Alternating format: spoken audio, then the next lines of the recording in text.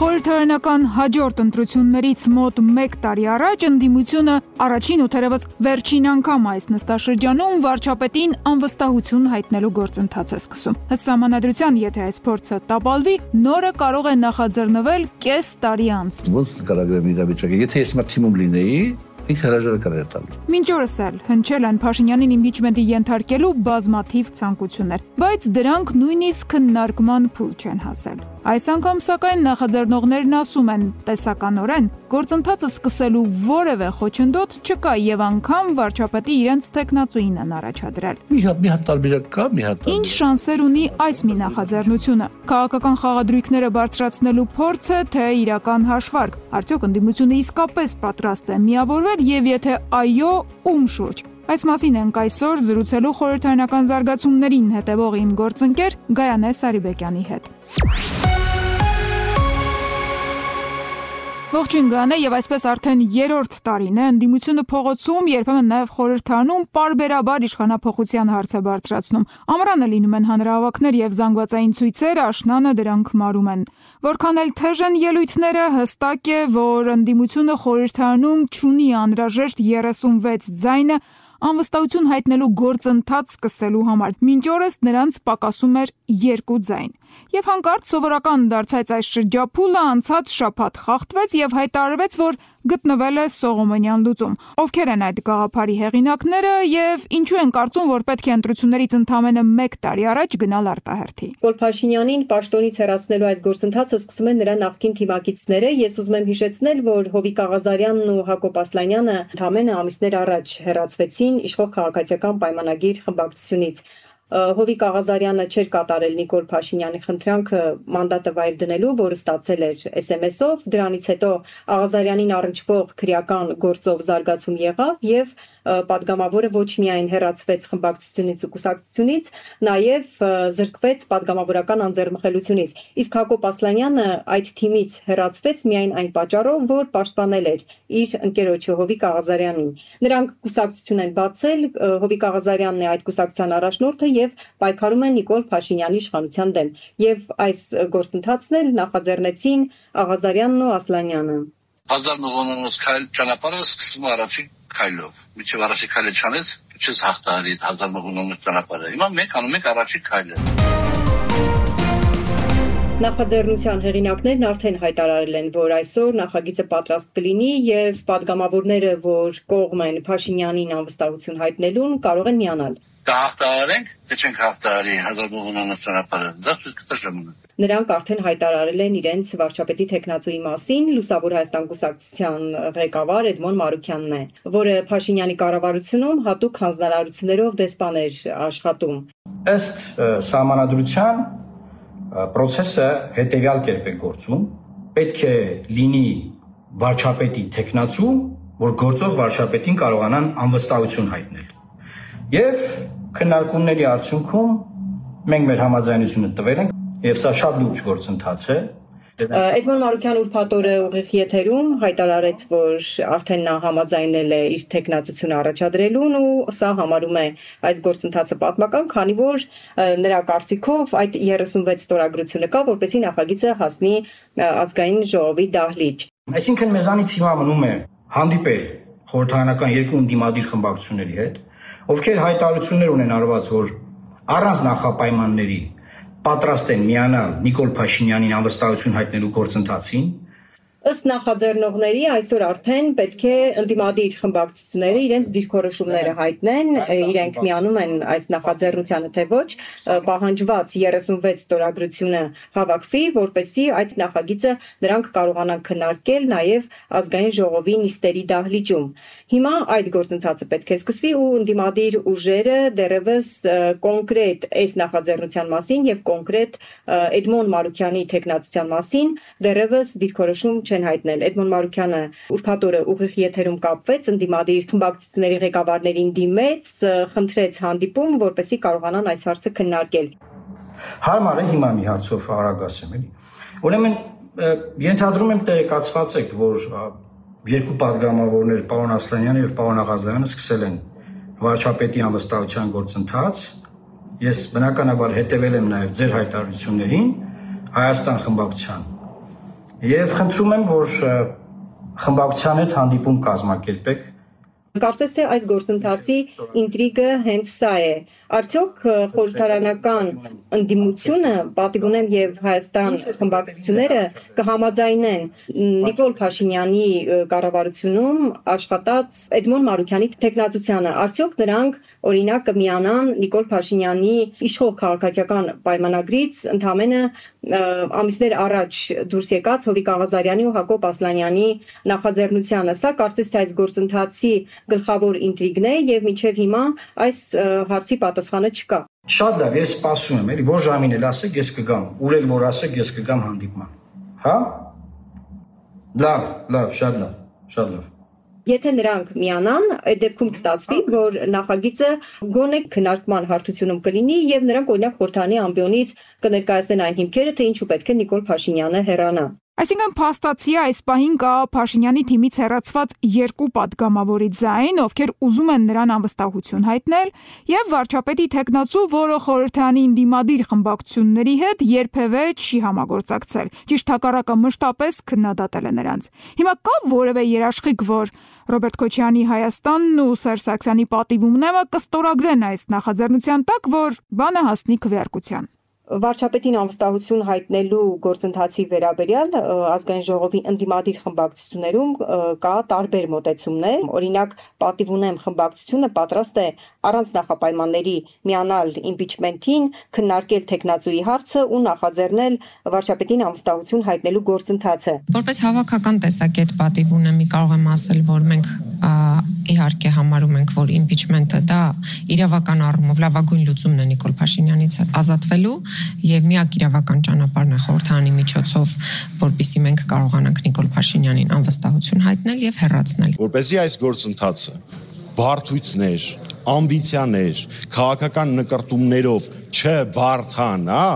մենք պատրաստ ենք տեխնացուի շուրջ քննարկումներին զերո ամբիցիայով, ինչպես եղել է այս 7 տարիների ընթացքում, նստել եւ նախաձեռնել այդ գործընթացը։ Այսինքն այս թեմայի շուրջ պատրաստ են քննարկել եւ սկսել, բայց երբ որ արդեն հայտնի է դարձել Էդմոն Մարուքյանի անունը, դրանից հետո նրանց արձագանքը չկա։ Իսկ օրինակ խորհրդարանում մեծությամբ երկրորդ ուժի Հայաստան խմբակցության հայտարարությունում կարծես թե նախապայման կա, նրանք թերահավատ են, որ այս ճանապարհով հնարավոր է հեռացնել Նիկոլ Փաշինյանին եւ կարեւորում են, որպեսզի նաեւ փողոցում զուգահեռ լինի ժողովրդական ուժեղ ճնշում, որպեսզի նրանք կարողանան ազդել նաեւ իշխանական падգամավորների վրա, որ քվեարկեն այդ նախագծի օգտին։ Իսկ դուք վստահ եք, որ Նիկոլ Փաշինյանը դեմ է։ Լսում եք վստահ, որտեղ Նիկոլ Փաշինյանը ակնհայտ զորոյի ձգտող հավանականություն իմպիչմենթի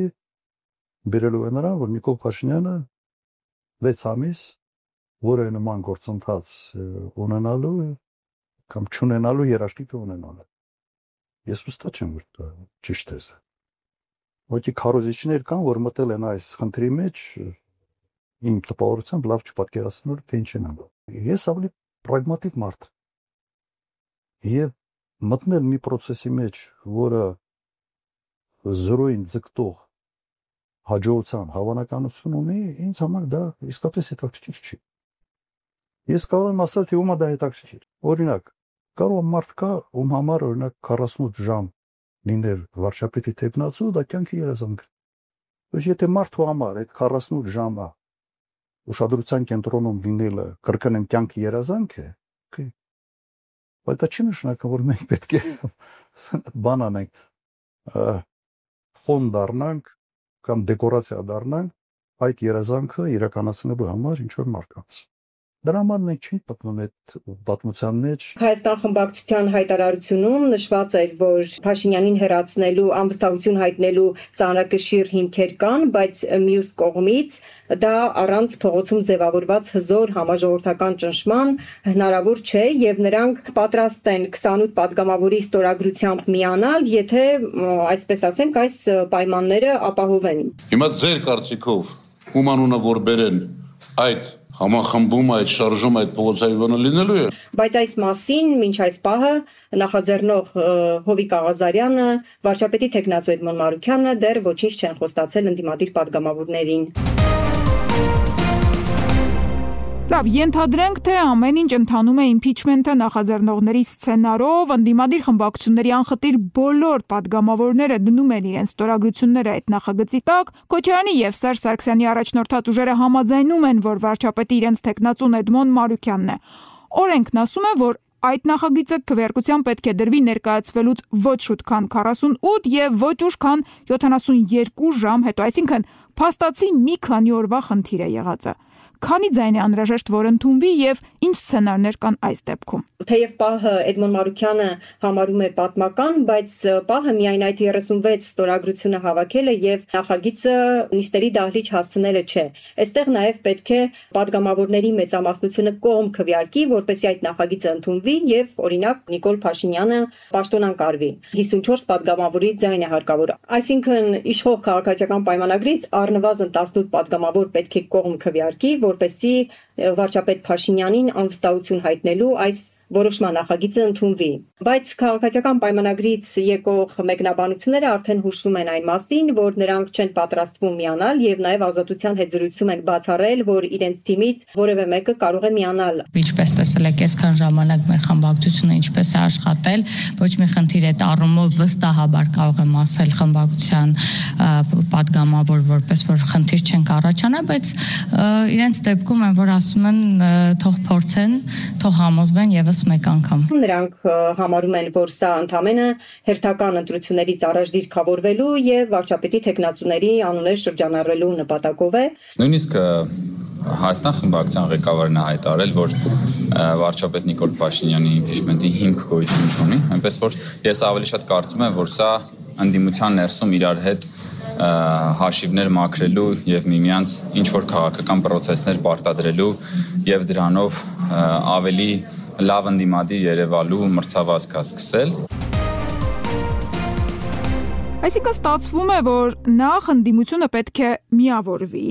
հետո նաև իշխող քաղաքացիական պայմանագրից առնվազն 18 ձայն տանի եւ այս ամենը հաջողի 2 կամ 3 օրում։ Հաշվի առնելով նախորդ փորձերը, այս մեկն էլ կարծես արժանահավատ չի թվում։ Այդ դեպքում ո՞րն է այս նախաձեռնության իմաստը, սրա տակ ինչ հաշվարկ կա։ Հավանաբար հերթական ընտրություններին ընդառաջ քաղաքական դաշտը ավելի ակտիվացնելու նպատակով է, բայց քանի որ առանց իշխող մեծամասնության աջակցության հնարավոր չէ այդպիսի նախագիծ կյանքի կոչել եւ ընդունել, գաղափարը տապալվում է։ Առաջին քայլը, որ անելու ենք, բնականաբար լինելու է ազգային ժողովով նրան անվստահություն հայտնելը եւ պաշտոնանկության հասնելը։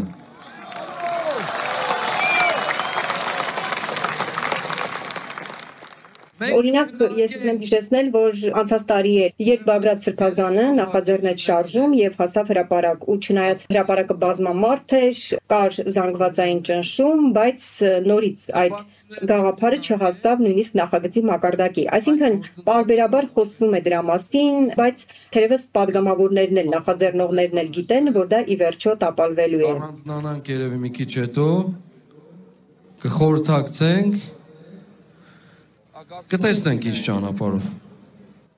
Բայց ես կուզենայի նշել, որ նույն Նիկոլ Փաշինյանը 2014 թվականին, երբ падգամավոր էր, նա նույնպես նախաձեռնել էր նախագահ Սերժ Սարգսյանին անվստահություն հայտնելու գործընթաց եւ նրա նախագիծը նույնիսկ չհասավ ազգային ժողովի նիստերի դահլիճ եւ չքննարկվեց, նույնպես տապալվեց։ Սերժ Սարգսյանին պաշտոնանկ անելու մասին Հայաստանի Հանրապետության ազգային ժողովի որոշման նախագծով եւ նախաձեռնել եմ, որպեսզի այդ հարցը արտահերթ կարգով քննարկվի առաջիկա 4 օրյա նիստերի ժամանակ եւ դրա համար վերցրել եմ համապատասխան ձևաթուղթ, ինչպես գիտեք, հարցը արտահերթ կարգով օրակարգ մտցնելու համար անհրաժեշտ է 44 падգամավորի ստորագրություն, այս պահին ձևաթղթի տակ դրված է 3 падգամավորի ստորագրություն, ուզում եմ տեղյակ պահել։ Այսինքն երկրի ղեկավարին անվստահություն հայտնելու այս ճանապարհին դիմել է նաև Նիկոլ Փաշինյանը, երբ ընդդիմադիր падգամավոր էր։ Հիմա տեղերը փոխվել են, այն ժամանակ 10 տարի առաջ ես նայեցի արխիվը, Նիկոլ Փաշինյանը նախագահ Սերժ Սարգսյանին պաշտոնանկ անելու 8 կետ էր դրել նախագծում, օրինակ, որ Սերժ Սարգսյանը լուծարել է մարտի 1-ի փաստահավաք խումբը։ Սույն արարքը առաջացրել է ծանր հետևանքներ, քանի որ 2008 թվականի մարտի 1-2-ին Երևանում տեղի ունեցած սպանությունները չեն բացահայտվել, իշխանությունը շարունակել է բռնազավթված մնալ, գրել էր Նիկոլ Փաշինյանը 10 տարի առաջ։ Փաստացի մարտի 1-ի հանցագործները չբացահայտվեցին նաև Փաշինյանի արդեն 7 տարի շարունակվող իշխանավարման օրոք։ Ավելին, Փաշինյանը Սերժ Սարգսյանին այն ժամանակ մեղադրել էր պետական դավաճանության համար, մեջբերելով հայ-թուրքական արձանագրությունների այն կետ, ըստ որի Երևանն ու Անկարան պետք է պատմական հարթությամբ զբաղվող ենթահանձնաժողով ստեղծեին։ Փաշինյանը պնդել էր, որ այդ դրույթը կասկածի տակ է դնում հայոց ցեղասպանության փաստը, ինչը սպառնալիքներ է ստեղծում Հայաստանի ազգային անվտանգության համար, այսինքն բնույթով թշնամական գործողությունն է։ Այսօր Փաշինյանին դիմախոսներն են նրան դավաճանության մեջ մեղադրում, քննադատում, որ ցեղասպանության ճանաչումը առաջնահերթություն չէ իրական Հայաստանի արտաքին քաղաքականության համար։ Ուրիշ ինչ հիմնավորումներ է այսօր ընդդիմությունը բերում եւ ինչպես են նրան արձագանքում։ Նրանք հիմնավորում են, որ Փաշինյանը կառավարության ծրագրին հակառակ է գործել, նա ծրագիրը, որը խոստացել է ընտրողներին, չի կատարել եւ հիմա պետք է հեռանա։ Եթե սուտ խոսելու մրցույթ լիներ, այս կառավարությունը կդառնար համաշխարհային չեմպիոն։ Խոստացան խաղաղություն, ստացանք պատերազմ։ Խոստացան բարեկեցություն, ստացանք արտագաղթ։ Խոստացան պաշտպանել Արցախը, հանձնեցին Արցախը։ Իշխող թիմից որպես կանոն այդ մեղադրանքներին պատասխանում են հիշեցնելով նախկինների չալանը, չարածը։ Սերժ Սարգսյանին պատասխանեմ 2018 թվականի ապրիլի 13-ին Սերժ Սարգսյանին ցիտելով։ Նիկոլ Փաշինյանը ճիշտ էր, ես սխալվեցի։ Դե հետեւաբար ժողովրդի ասած այն էշեշ խոսալու պահն է, էլի։ Երբ վարչապետին հեռացնելու թեման սկսում են քննարկել, դրան բուրն է արձագանքում իշխող թիմը եւ նրանք իրենց քաղաքական հակառակորդներին սկսում են մեղադրել իրենց բաց թողումներով, հիշեցնում են, թե օրինակ իրենք ինչեր են խոստացել եւ չեն արել եւ այլն, եւ այս ընթացքում դա վերածվում է փոխադարձ մեղադրանքների։ Ես ձեզ առաջարկում եմ հետեւել Հայաստան խմբակցության օրինակին եւ հելնել գնալ ստեղից, ընդհանրապես դուք որևէ օգուտ չեք տալիս ստեղից, իշխանազավնել դուք եք, ձեր քաղաքական հայրիկը, բիոլոգիական հայրիկը եւ մնացածը, ստեյսյուն։ Եվ եթե իմպիչմենտի այս փորձն էլ տապալվի եւ գնանք հերթական ընտրությունների, որ արդեն հայտնի է տեղի ունենալու հաջորդ տարվա հունիսին, կասես ինչպես են խորհրդարանական ուժերը դիրքավորվում առնվազն այսօր։ Անկախ նրանից, թե ինչ զարգացում կունենա վարչապետ Փաշինյանին անվստահություն հայտնելու այս գործընթացը եւ նախագիծը մինչեւ ուր կհասնի, ընդդիմադիր խմբակցությունները ինչ դիրքորոշում կհայտնեն, արդեն ընդդիմադիր խմբակցությունների առաջնորդները հայտարարել են, թե ինչպես են դիրքավորվելու սպասվող հերթական ընտրություններում։ Սերժ Սարգսյանը նշել է, որ ինքը չի հավակնում երկրի ղեկավարի պաշտոնին, նրանք նույնպես կմասնակցեն ընտրություններին։ Իսկ դուք պատրաստ եք ստանձնել երկրի ղեկավարումը նորից, պարոն նախագահ։ Ոչ։ Հայաստան խմբակցության առաջնորդ Ռոբերտ Քոչարյանը արդեն խոսել է հերթական ընտրությունների մասին եւ ասել, որ իրենք պատրաստվում են մասնակցել հերթական ընտրություններին եւ այս իմպիչմենտի վերաբերյալ իրենց հայտարարությունից տպավորություն է, կարծես թե տպավորություն է, որ նրանք այսպես ավելի լրջորեն պատրաստվում են հաջորդ հերթական ընտրություններին։ Ամենից պրագմատիկ ֆորմատով պետք է մասնակցել, պրագմատիկ ասելով, այն ֆորմատը, որը առավելագույն հաջողություն կապահովի։ Ռոբերտ Քոչարյանը կշարունակի մնալ ակտիվ քաղաքականության մեջ, իսկ իշխող թիմը ազգային ժողովի նախագահն է հայտարարել, որ կմասնակցեն ոչ թե դաշինքով, այլ քաղաքացիական պայմանագիր կուսակցությամբ։ Ես վստահ եմ միանշանակ, որ քաղաքացիական պայմանագիր կուսակցությունը հաջորդ ընտրություններին, չեմ կարծում նաև, որ մենք դաշինքով են գնալու, դա իմ վստահ կարծիքն է, քաղաքացիական պայմանագիր կուսակցությունը 1 տարի հետո Հայաստանի Հանրապետության ժողովրդի հետ խոսելու է եւ ստանալու է 50+1 ձայներ։ Միանձնյա ամենայն հավանականությամբ կազմելու է իշխանություն եւ շարունակելու է այն բարեփոխումները, որը որ Հայաստանի Հանրապետությանը պետք է, այն ինչ որ մենք արել ենք։ Շնորհակալ եմ Գայանե։